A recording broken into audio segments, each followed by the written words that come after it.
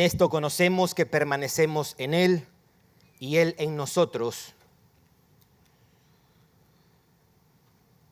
en que nos ha dado de su Espíritu. Y nosotros hemos visto y testificamos que el Padre ha enviado a su Hijo, el Salvador del mundo. Todo aquel que confiesa que Jesús es el Hijo de Dios, permanece en Él y Él en Dios. Y nosotros hemos conocido y creído el amor que Dios tiene para con nosotros. Dios es amor y el que permanece en amor permanece en Dios y Dios en Él. La semana pasada habíamos dicho que desde este pasaje nosotros tenemos una triple prueba de lo que es el verdadero cristianismo. Una triple prueba de lo que es el verdadero cristianismo. Habíamos visto la primera, hoy vamos a mirar las dos otras pruebas del verdadero cristianismo. Y vamos a exponer eso y al final vamos a mirar cómo eso encaja con el contexto más amplio de las palabras de Juan. Porque habíamos dicho que si hay un tema que domina Primera de Juan capítulo 3 y Primera de Juan capítulo 4, es el llamado a amarnos unos a otros. El mandato de amarnos como creyentes, el llamado al amor fraternal. Entonces vamos a exponer primero estas dos pruebas del verdadero cristianismo y después miramos a manera de aplicación cómo esto encaja en este llamado. Habíamos dicho, ser cristianos desde este pasaje es confesar a Cristo como el Hijo de Dios, es decir, ser un creyente o el verdadero cristianismo tiene que ver con confesar que Jesús es Dios. No solamente es carne, como lo habíamos dicho en los versículos anteriores, Él también es Dios. Y las dos otras cosas que tenemos aquí es que ser cristiano supone experimentar el amor de Dios y supone tener el Espíritu de Dios. Verdadero cristianismo tiene que ver con confesar que Jesús es el Hijo de Dios, experimentar el amor de Dios y tener al Espíritu de Dios. Vamos a mirar primero experimentar el amor de Dios. ¿Por qué digo experimentar el amor de Dios? Eso lo vamos a encontrar en el versículo 16. Y el otro, ser cristiano supone, o verdadero cristianismo, es tener al Espíritu de Dios desde el versículo 13. Bien, experimentar el amor de Dios. Usted es cristiano porque usted experimenta el amor de Dios. ¿De dónde tomamos eso? Lea conmigo el versículo 16. Y nosotros hemos conocido y creído. De ahí tomo las palabras, experimentar el amor de Dios. Ser cristiano es una experiencia con el amor de Dios. Y nosotros hemos conocido y creído el amor que Dios tiene para con nosotros. Y Dios es amor, el que permanece en amor, permanece en Dios y Dios en Él. Ser cristiano es una experiencia con el amor del Padre. El Espíritu de Dios viene a vivir en nosotros y trae la realidad de ese amor. Hemos tenido un encuentro con el amor de Dios. Y esto es importante presionar y enfatizar, porque si usted le pregunta a cualquier persona que haya nacido en una familia religiosa, es decir, que al menos crean en la existencia de Dios y que la Biblia es la palabra de Dios, ellos te van a decir que ellos saben que Dios es amor, que el amor de Dios es real. Pero ellos pueden decir todo esto, pueden aceptarlo, incluso reconocer o asentir mentalmente esa verdad de que el amor de Dios es real, pero eso no quiere decir que creen y conocen el amor de Dios. No quiere decir que experimentan el amor de Dios. El texto dice, si usted presta atención, dice, nosotros hemos conocido y creído el amor que Dios tiene para con nosotros. En la gramática bíblica, las palabras creer y conocer son conceptos muy elevados. Y digo esto porque las dos palabras en inglés o en español no las usamos como la usa la Biblia. Creer no es como a veces usamos, yo creo que va a venir. Eso es como decir, yo sospecho, me da la impresión. Creer en el lenguaje del Antiguo y Nuevo Testamento es un descansar, un apoyarse, supone confianza en algo. Es depender de algo para sostenerme o para salvarme. Y conocer no es saber algo factualmente. Conocer supone una relación y una cercanía, un afecto por una persona. Y para ambos ejercicios desde la Biblia, creer y conocer, el órgano que se usa es el corazón. El amor de Dios se cree, se conoce, se recibe, se experimenta, se disfruta en nuestro corazón. Por eso decimos que verdadero cristianismo tiene que ver con experimentar el amor de Dios. Si usted es cristiano, es porque usted ha experimentado el amor de Dios en su corazón.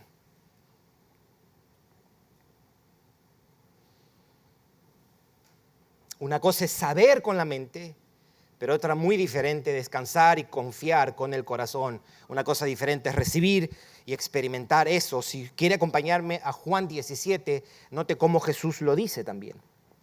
Juan 17, versículo 26, las palabras corresponden a la oración que Jesús hace. Se ha conocido a esta oración como la oración sacerdotal.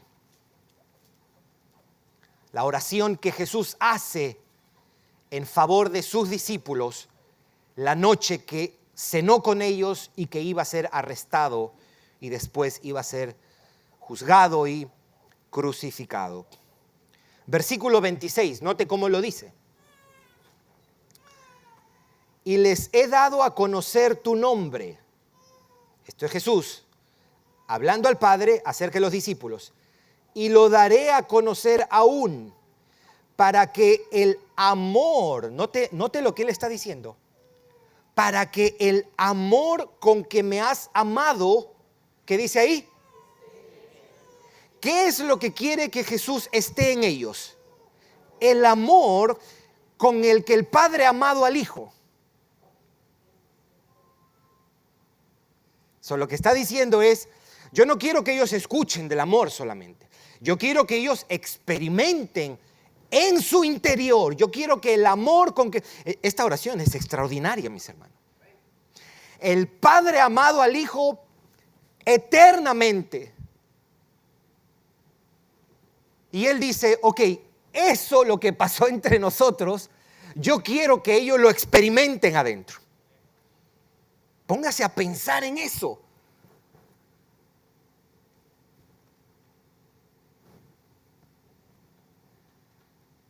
Si usted es cristiano, usted ha experimentado el amor de Dios. El amor eterno, infinito, que sacia. El amor que no va a fallar. ¡Wow!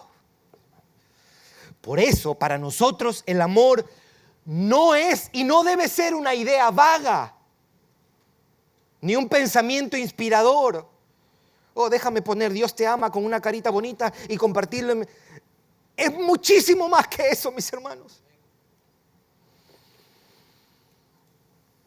Ahí donde llega tu dolor cuando alguien te ha hecho sufrir. Ahí donde llega tu inseguridad, tus complejos. Ahí donde llega lo más profundo de tus deseos por pecar. Ahí ha llegado el amor de Dios por nosotros. Esto no es algo liviano y ligero. Ahí donde tú sientes esas ganas de de hacer cosas que no están bien, a ese lugar llegó el amor de Dios. Ahí cuando tu corazón es partido y triturado porque un ser amado y querido se fue de una manera trágica y repentina, a ese lugar llega el amor de Dios. Esto no es cualquier cosa, mis hermanos. Por eso digo que para el pueblo redimido el amor redentor no es algo adicional y no es una aspiración romántica, ni tampoco una frase para ponerle un sticker en un carro. El amor de Dios es una realidad viva, es una realidad profunda, es una realidad existencial, es una realidad transformadora. No es cualquier cosa. El amor de Dios es un poder y una experiencia en el alma. Por eso, ser cristiano es experimentar el amor de Dios, incluye una experiencia. ¿No es glorioso eso, mis hermanos? Usted y yo somos una cosa extraña para el mundo. Una cosa rara para el mundo somos nosotros. Usted es un extraterrestre para este mundo. ¿Ah? 2. Verdadero cristianismo implica tener el Espíritu de Dios. Ser cristiano es confesar que Cristo es el Hijo de Dios, es experimentar el amor de Dios, pero también tener al Espíritu de Dios. Versículo 13, note cómo lo dice. Versículo 13 de nuestro texto. En esto conocemos que permanecemos en Él y Él en nosotros. Esta es una manera de expresar, en esto sabemos que somos cristianos. En esto conocemos que permanecemos en Él y Él en nosotros, en que nos ha dado su Espíritu. Lo que Él está diciendo es, la prueba de que somos verdaderos creyentes o que permanecemos en Dios es si tenemos al Espíritu. Quien tiene al Espíritu prueba que permanece en Dios y Dios en Él. Es lo que está diciendo el texto. No estoy dando ninguna explicación. Estoy expresando lo mismo con diferentes palabras. El Espíritu Santo es la demostración y evidencia de que somos creyentes. ¿No? Un creyente recibe la vida del Espíritu y también el creyente se convierte en templo del Espíritu, una casa donde el Espíritu de Dios mora.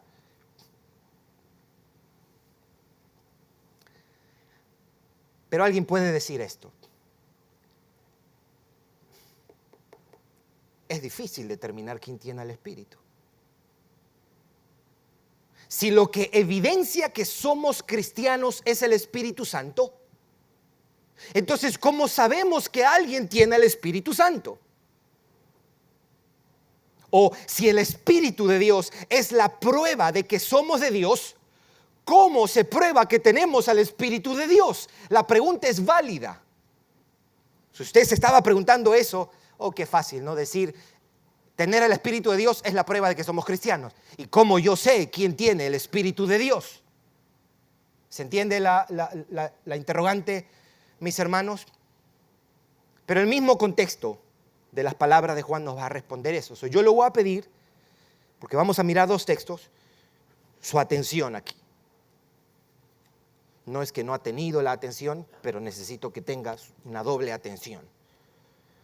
Digo esto porque esta es la segunda vez que él menciona esto de tener al Espíritu. En este pasaje lo ha dicho no solamente en el capítulo 4, lo ha dicho en el capítulo 3. Vamos a mirar cómo lo dice en el capítulo 3 y cómo lo dice en el capítulo 4, porque queremos responder, si el Espíritu de Dios es lo que prueba que somos creyentes, ¿cómo probamos que alguien tiene el Espíritu? ¿Estamos? ¿Sí? Ok. Vamos a 1 de Juan, capítulo 3, versículo 24. 1 de Juan, no tiene que ir muy lejos, es ahí mismo, capítulo 3, versículo 24.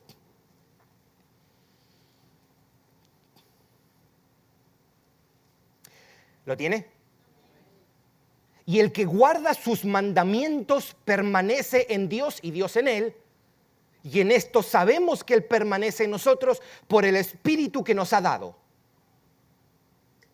Pause ahí un momentito. 3 cosas hay acá. De este lado, guardar los mandamientos. Al centro, permaneces en Dios y aquí nos ha dado su Espíritu. 3 cosas acá. Guardar sus mandamientos, permanecer en Dios o probar que somos cristianos.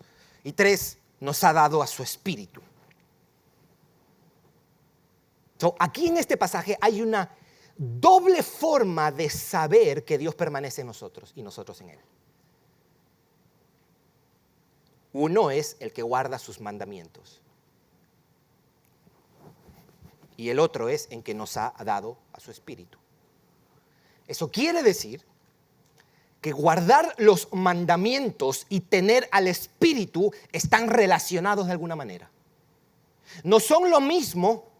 Una cosa es guardar los mandamientos, otra cosa es tener al Espíritu, pero aunque no son lo mismos, hay una relación entre guardar y tener al Espíritu. ¿Cuál es esa relación? Si lo que dice aquí es, sabemos que permanecemos en Dios, lo que eso quiere decir, o lo que Juan quiere decir es, el Espíritu prueba que Dios permanece en nosotros al capacitarnos para obedecer. El Espíritu demuestra que somos de Dios por medio de la obediencia que produce en nosotros. Eso es uno. Pasemos al capítulo 4.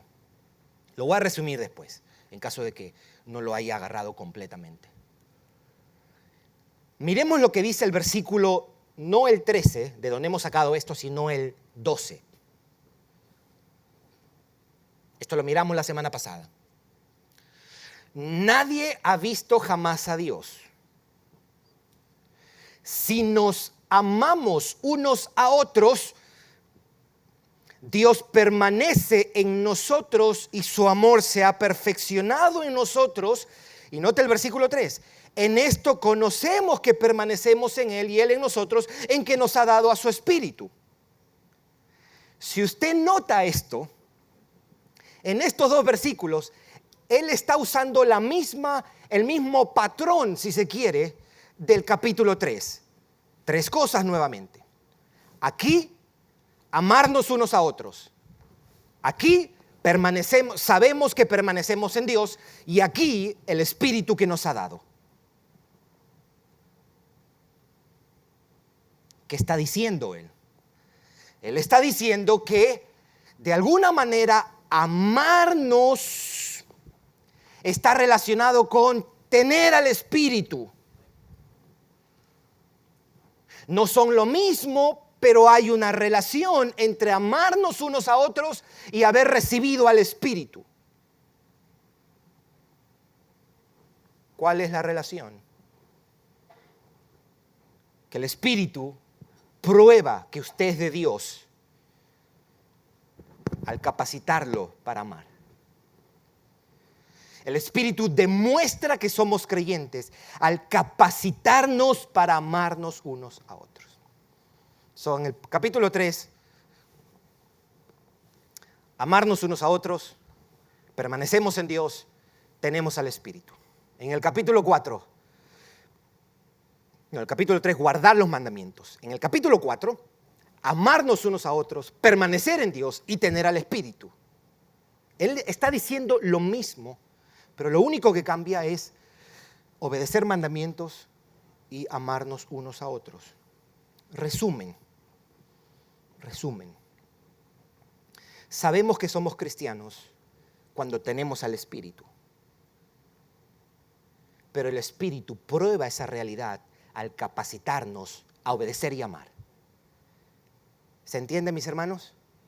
El texto nos ha dicho, yo sé que tú permaneces en Dios si tienes al Espíritu que te ha dado. Ok, la siguiente pregunta, ¿y cómo yo pruebo eso? Y él dice, se prueba que tienes al Espíritu por la obediencia que produce y por el amor que produce. Eso es. El Espíritu Santo demuestra que vive en alguien por la obediencia y por el amor que produce en ese creyente. Eso es lo que tenemos aquí. El Espíritu hace una obra mental. Nos ayuda a ver, a comprender, a discernir quién es Cristo, a entender la realidad espiritual. El Espíritu nos ayuda a ver nuestra condición de pecadores. En el momento que usted diga, yo me siento sucio y soy un pecador, ahí está el Espíritu de Dios obrando en usted. Eso no es que, oye, lo pensé bien ahora. No, es la luz que el Espíritu de Dios trae. Te ayuda a verte a ti en tu verdadera condición y te ayuda a discernir tu necesidad. Esa obra es solamente del Espíritu de Dios. Aunque debemos predicar la palabra, aunque le debes abrir la Biblia a tu familia, a tus hijos, aunque debes orar por ellos, esos son los medios que Dios utiliza, pero la obra es del Espíritu de Dios. Él hace que uno entienda, crea y conozca la verdad, pero Él también produce obediencia y amor a los hermanos. Por eso, ser cristiano es tener al Espíritu de Dios. No somos cristianos porque nací en una nación donde la mayoría son cristianos. Yo tengo mi teoría respecto a esta estadística que hay, que tiene en un sentido validez, porque se dice que en la sociedad en general, de cada 10 parejas que se casan, el 50% terminan divorciándose.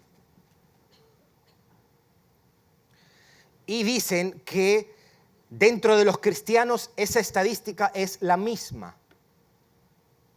De cada 10 parejas cristianas que se casan, 5 terminan divorciándose. Y en un sentido, yo creo que eso pasa, pero no estoy seguro tanto de si la estadística es precisa. ¿Por qué? Porque hay personas que nunca van a una iglesia, nunca leen la Biblia y se hacen llamar cristianos. Y cuando se van a casar, se hacen llamar cristianos. Cuando se divorcian, quienes se divorcian para la sociedad es un cristiano. Y eso no es cierto, ¿me entiende? Nosotros no somos cristianos porque hayamos crecido en un hogar cristiano.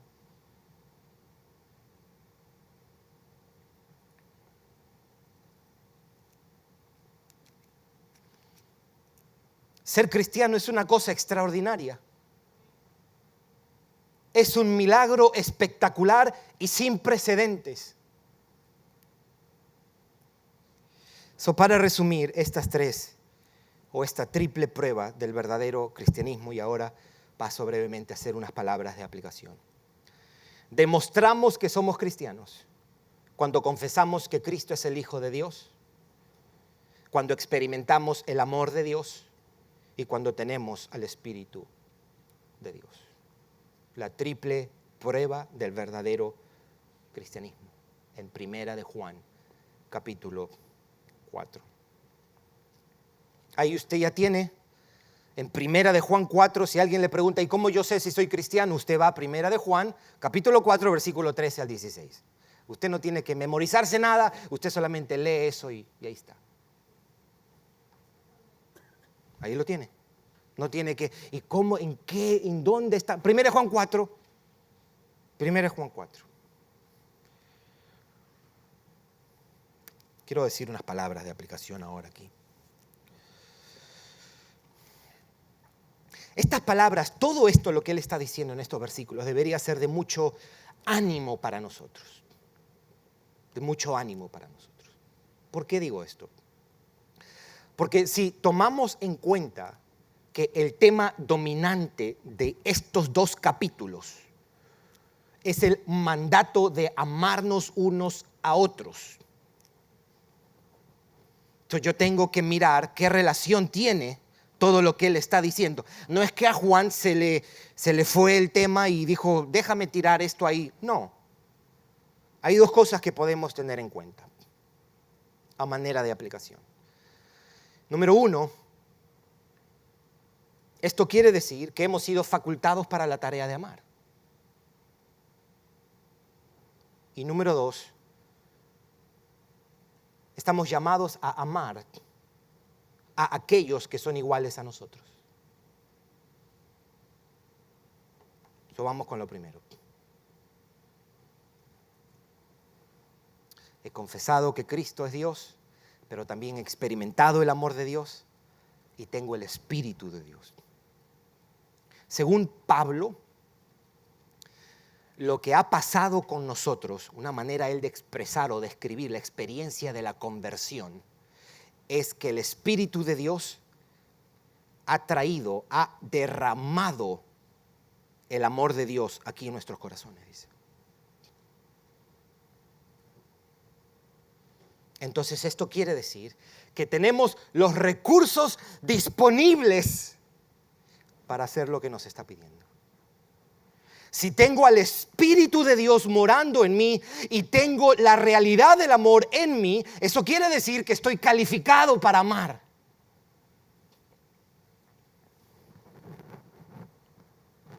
En inglés a veces cuando una persona va a aplicar un trabajo que tiene mucha capacidad y tiene muchos títulos, dice usted está overqualified for this position. Usted está sobrecalificado para esta posición y no podemos aceptarte porque usted tiene demasiado para esta posición. Lo mismo debemos decir. Usted está sobrecalificado para el amor fraternal. Hemos sido facultados para amar y para servir, en amor, para perdonar. Un incrédulo, por más paciente, amable, compasivo que sea, nunca podrá cumplir con el mandato de amar, nunca podrá amar fraternalmente porque no tiene al Espíritu de Dios. Una persona que no es cristiana no puede amar en el sentido bíblico porque no ha experimentado el amor de Dios de una manera profunda, verdadera, real. Pero un hijo de Dios, un cristiano, un nacido de nuevo, tiene todos los recursos para obedecer y amar. Tiene todo el poder, tiene todo el amor de Dios morando en él, tiene el Espíritu de Dios en él, para ser compasivo, para ser paciente, para ser perdonador. En este sentido, tu cuenta está llena, tu billetera está gorda. No minimicemos, mis hermanos, la realidad del amor de Dios en nosotros. No minimicemos la realidad del Espíritu en nosotros. Cuando tengas un desafío en este sentido, cuando se te dificulte, pide al poder del Espíritu de Dios que te sostenga, que te ayude a amar, a perdonar, a servir.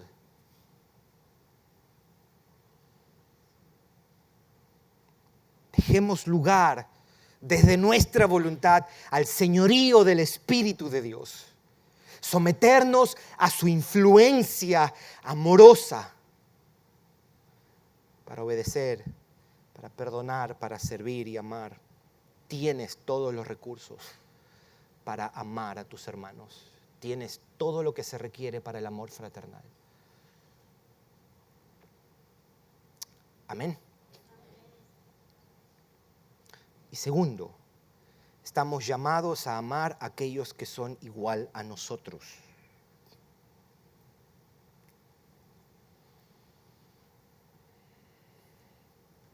Esto muchas veces tomamos en poco. A veces lo tomamos a la ligera. Cuando Dios te manda amar a un hermano, debemos tener presente que esa persona comparte contigo mucho más de lo que compartes con los que no son creyentes.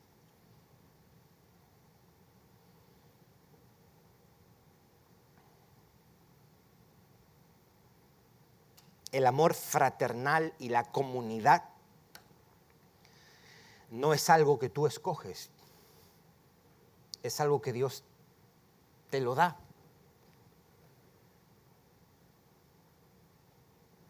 La familia natural tú no la escoges, ¿verdad?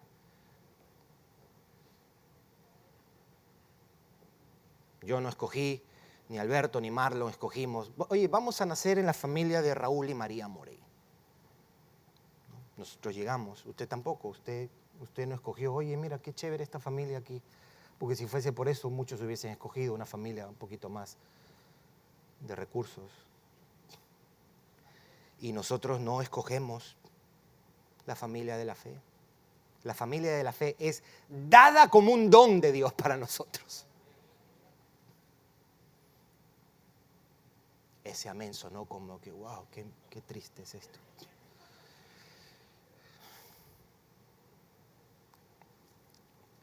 En las próximas semanas vamos a leer juntos, lo vamos a recomendar, este pequeño libro que escribe Dietrich Bonhoeffer.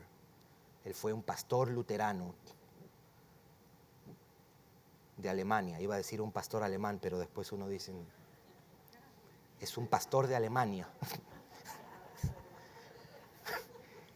Que él fue arrestado por conspirar para matar a Hitler y a los 39 años de edad él fue ahorcado. Y él escribe este libro que se llama Vida en Comunidad. Y a mí me gustaría poder leerle todo esto, pero cuando lo tengamos y para que lo podamos dar, lo vamos a leer como iglesia. Pero note lo que él dice aquí, es un par de líneas que me parece tan bien. Dice, porque él dice que muchas veces los cristianos llegan a la iglesia y tienen una meta idealista de cómo debería ser esta comunidad, ¿verdad? Y muchas veces eso termina en desilusión, porque la comunidad de fe te va a decepcionar. Y si estaba bien esa congregación, en el momento que tú llegaste, lo dañaste. Por eso él dice aquí, dice, cuanto antes llegue esta hora de desilusión para la comunidad y para el mismo creyente, tanto mejor para nosotros. O sea, mientras más rápido te decepciones y nuestra idea de, ay, oh, qué chévere, mejor para nosotros, aterricemos. Y él dice, por eso es importante adquirir conciencia desde el principio de que en primer lugar, la fraternidad cristiana no es un ideal humano, sino una realidad dada por Dios. Esa línea vale la pena este libro. Ponte a pensar en esto.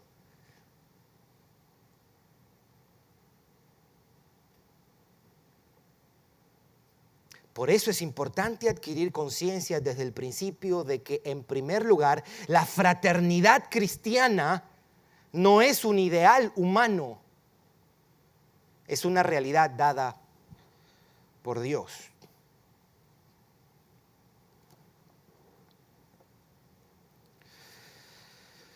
Y esta comunidad que Dios nos ha dado, ¿okay?, con todas sus manchas, con todas sus arrugas, con todos sus pecados,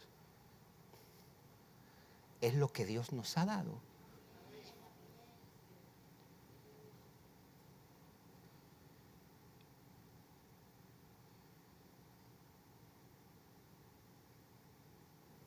Steve Jobs, el creador de los iPhones, ¿ok? Él tenía una estrategia para contratar a personas en cargos importantes. Él no solamente miraba su resumen, hacía entrevistas. El momento decisivo era algo que el mismo Steve Jobs hacía. Cuando Steve Jobs estaba creando algo, lo tenía en un taller, escondido. Y él llevaba a este posible candidato a mostrarle su obra en proceso. Y lo llevaba y lo traía. Y Steve Jobs agarraba y sacaba. Y lo que hacía él era mirar la reacción de la persona. Si la persona se deslumbraba y decía, ¡wow!, contratado.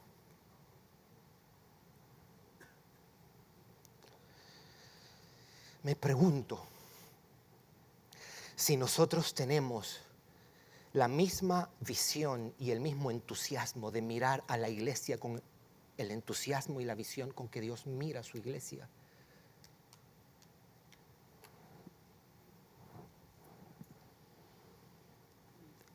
Mis hermanos, con tus hermanos en la fe, compartes una convicción, una experiencia y una realidad que no compartes con otras personas, incluso si son tus familiares no cristianos.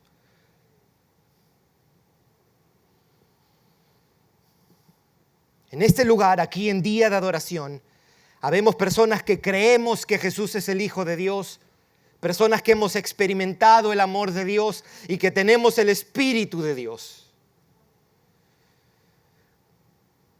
Algo que no compartes con tus amigos no cristianos y tus familiares no cristianos. Ponte a pensar en eso. Ponte a pensar en eso. Mamá, si tus hijos no son cristianos, por más que ha estado en tu vientre y lo tuviste 9 meses ahí, tú tienes más en común con un creyente en este lugar que con esa persona.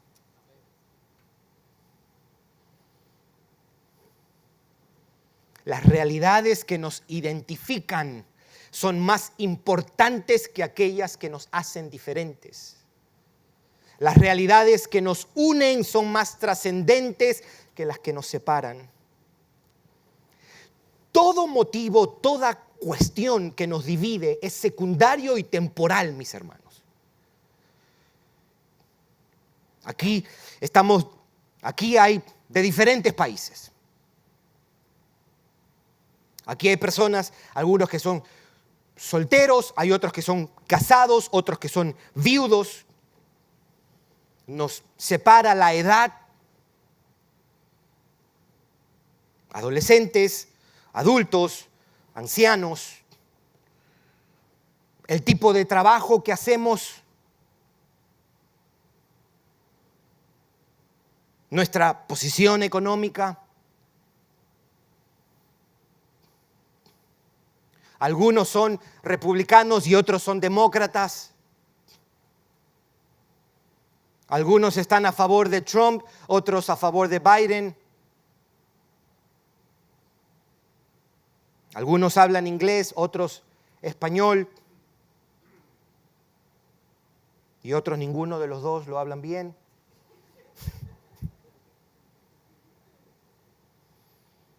Nuestra nacionalidad, nuestra condición social, nuestra posición económica, nuestro estatus social, nuestras preferencias políticas, nuestras diferentes opiniones, nuestros malos entendidos, nuestras discrepancias, son todos aspectos temporales y secundarios de la existencia, mis hermanos.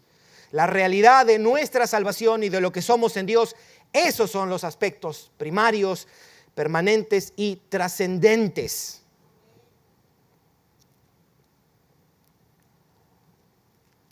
La fe en Cristo y el amor de Dios deben ejercer una mayor influencia en nuestro corazón. Ciertamente estas cosas tienden a separarnos. Y aunque eso es cierto, las realidades eternas del Evangelio deben doblegar esa división y acercarnos en amor, en perdón y servicio. Nuestras diferencias y nuestra falta de afinidad. Nuestra falta de afinidad, digo así, porque qué más afinidad de que hemos sido salvados por el mismo Señor y tenemos el mismo Espíritu de Dios. No pueden esas cosas dividirnos más que el amor de Dios que nos llama a unirnos. Nada de estas cosas supera el hecho trascendente y eterno de que Cristo es Dios. Si tú dices, ¿sabes qué? Me llevo mejor con los amigos de mi trabajo no cristiano o con mis familiares no cristianos, eso dice más de ti que de la iglesia. Hay un problema y yo te animo a revisarlo eso y a ponderar eso. Porque con todo lo diferente que seamos y con todo lo insoportable que nos podamos ser, hay una realidad de que tenemos el mismo amor de Dios en nosotros, el mismo Espíritu, el mismo Cristo nos ha salvado y vamos para el mismo cielo. Cuando tú mires a una persona que sea difícil de amar, eso es temporal eso, porque va a haber un día donde la verdad es que tú lo vas a poder amar de una manera increíble. Esa persona que es insoportable, un día, te lo prometo, va a dejar de ser insoportable. Te lo prometo. Esa persona tú la vas a mirar y tú vas a decir, wow, pero ¿cómo se parece a Cristo esta persona? La quiero abrazar. Empecemos ahora. El problema es que nuestras diferencias y nuestras afinidades y preferencias es como que son más fuertes para nosotros, cuando deberíamos remover y decir, ok, esa persona comparte conmigo algo que es trascendente. Confesamos que Jesús es Dios, tenemos el amor de Dios y tenemos el Espíritu de Dios en nosotros. Sea de donde seas, sea de donde seas y la diferencia que tengas con los demás. Que el Señor nos ayude, mis hermanos. Aquí estamos por encima de todas las cosas, los hijos del mismo papá.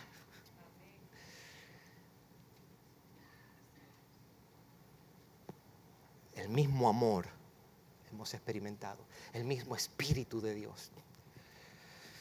Hagamos entonces el esfuerzo, mis hermanos, de responder al llamado, de amarnos unos a otros, de perdonarnos, de servirnos como Él lo ha hecho con nosotros. Oramos.